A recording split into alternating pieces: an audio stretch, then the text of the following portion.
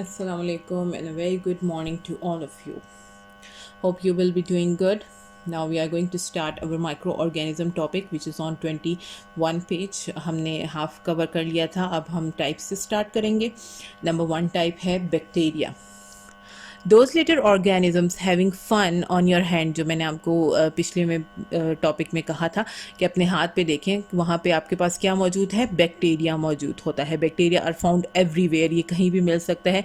Billions and billions bacteria मौजूद है हमारे पास. ठीक है, बैक्टीरिया जो है वो किसी भी शेप में हो सकता है. रॉड स्पेरिकल ये इनकी पिक्चर्स गिवन है. ठीक है, good bacteria are present in stomach which help us to digest our food. ठीक है, वो हार्मफुल माइक्रो ऑर्गेनिजम्स जो है उससे फाइट करते हैं. और बैक्टीरिया जो है वो सॉइल में भी पाया जाता है, breaking down dead leaves and other materials, ताकि उसको सॉल्व कर सके. ठीक है, some bacteria in making food के अंदर भी है, yogurt, cheese, pickles and soya sauce वगैरह में भी होता है. और harmful bacteria can cause food go bad and make you sick. ठीक है, जो अच्छा बैक्टीरिया नहीं है वो हमें ख़राब भी कर देता है. Now viruses are always harmful. ठीक है, वायरस जो है वो कभी हेल्पफुल हमारे लिए नहीं रहता. They are parasitic. ठीक है, वो पैरासिटिक होते हैं. ठीक है, ये तो इनसाइड सेल के रहते हैं. ठीक है, on the living organism. Inactive होते हैं और जब ये दूसरे सेल में एंटर होते हैं तो वो फिर एक्टिव हो जाते हैं. ठीक है, virus do not have legs, तो वो एक जगह से दूसरी जगह नहीं जा सकता. Now page number 22. They travel person to person by shaking hand, sneezing, touching, या एक दूसरे के जो वाटर ड्रॉपलेट्स होते हैं जो हवा में मौजूद होते हैं उसके थ्रू. ठीक है, they are smallest micro organisms living inside the living cell के अंदर रहते हैं. ठीक है, इन्फेक्शंस हो जाते हैं जैसे कि चिकन पॉक्स हो गया, मीजल्स हो गया, डेंगू या इन्फ्लुएंजा, फ्लू को कहा जाता है, वो होता है. ठीक है, now number 3 is fungi. Fungi are a vast group of living organisms. ठीक है, not all fungi are microscopic, सारे जो है वो माइक्रोस्कोपिक नहीं होते. मशरूम्स हमारे पास हैं, वो भी फंगस में मौजूद है, लेकिन वो हम खाते हैं. वो पॉइजनस भी कुछ होते हैं और कुछ ईटेबल वाले होते हैं. यीस्ट है हमारे पास, वो भी है.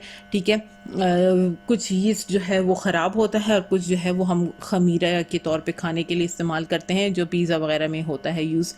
दे decompose dead materials and help clearing our planet earth. ठीक है, कुछ जो फ्रूट्स और ब्रेड को लग जाते हैं वो ज़्यादातर हार्मफुल ही हमारे लिए होते हैं. Now next one is protozoa.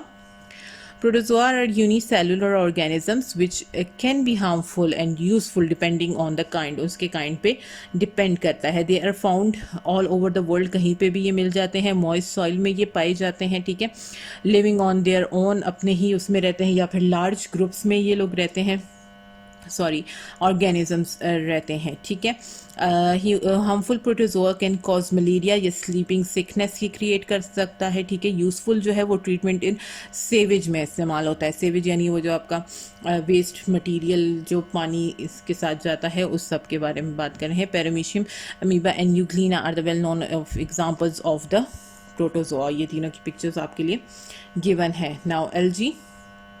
Algae are the living things that are found all over the world, vary in size, different size के होते हैं, water में पाए जाते हैं या found on land भी होता है. ये फंगस टाइप का जो होता है, उस तरह ग्रीन जिसको हम नॉर्मली फंगस कहते हैं, लेकिन ये इस एल्गी होता है. ठीक है, some algae even grow on the animal turtles. ठीक है, polar bear और microscopic होते हैं. ठीक है, कुछ एल्गी यूज़फुल टूथपेस्ट में भी पाया जाता है. ठीक है, माइक्रो एल्गी जो है वो सीवीड्स में है और वो जो है हमारे पास डैम्प एरियाज में पाया जाता है. एंड मैक्रो मीन्स मैक्रो का जो है वो लुक लाइक प्लांट का होता है. एल्गी नियर डैम्प प्लेसेस, ये भी डैम्प प्लेसेस में पाया जाता है, यानी कि गंदे जगहों. ठीक है, now we are starting importance of micro organisms. ठीक है, माइक्रो ऑर्गेनिजम्स जो है वो हार्मफुल और वो सारा हमने देख लिया, लेकिन इसकी हम इम्पोर्टेंस अब देखेंगे कि हमारे लिए किस लिए ज़रूरी है. नंबर 1 इम्पोर्टेंस क्या है, मेडिसिन्स में. माइक्रो ऑर्गेनिजम्स जो है वो मेडिसिन बनाने में इस्तेमाल होता है. एंटीबायोटिक्स जो ज़्यादातर हमारी होती हैं वो डिजीज़ को जो कंट्रोल करने के लिए होती हैं वो उसमें इस्तेमाल किया जाता है. ठीक है, दे किल और stop the growth of the disease causing. ठीक है, जो डिजीज़ कॉज होता है वो उसको बन जाता है और बंद कर देता है।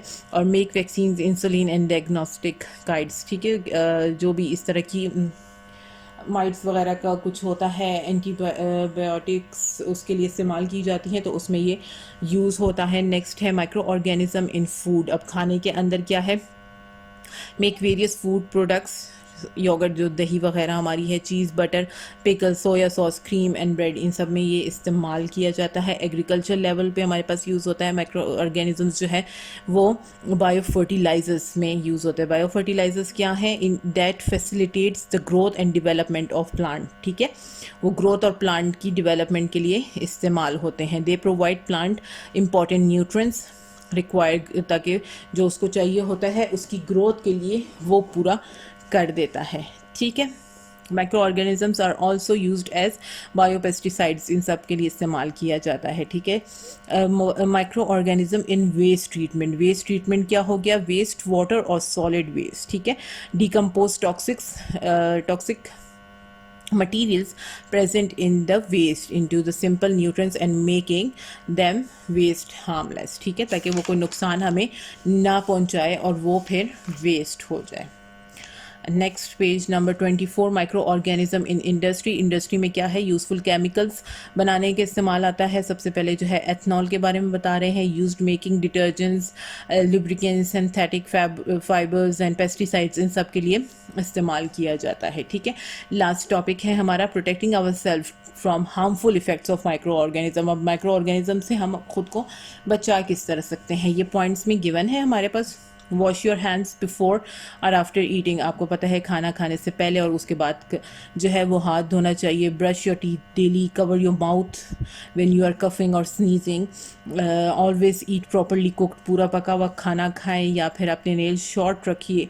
कवर द फूड प्रॉपरली, जो है फूड को प्रॉपरली कवर करके रखें। अगर फ्रूट जो है वो बाहर पड़ा हुआ है तो वो ना ही खाए क्योंकि वो अनहाइजेनिक हो जाता है।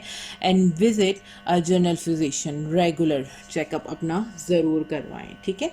दैट वाज ऑल, ये आपका चैप्टर ख़त्म हो चुका हुआ है, ठीक है।